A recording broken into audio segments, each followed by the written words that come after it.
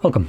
In front of me is a Realme 15C, and today I will show you how we can insert SIM and SD card into this device.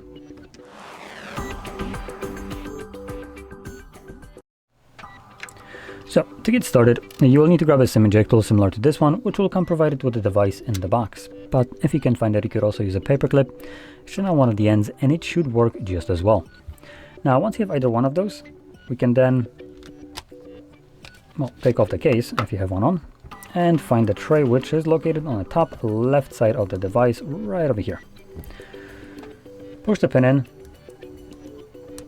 and you can see that the tray pops out enough for you to pull it out, revealing our 3 spots, 2 dedicated SIM spots and 1 dedicated SD card spot. So grab your card, there we go, and then carefully insert it back into your device. Carefully, because there's nothing holding them in place, well, other than gravity.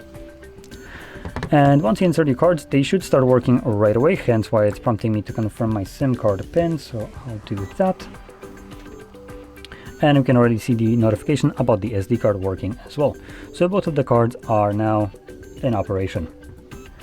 So, if you found this very helpful, don't forget to hit like, subscribe, and thanks for watching.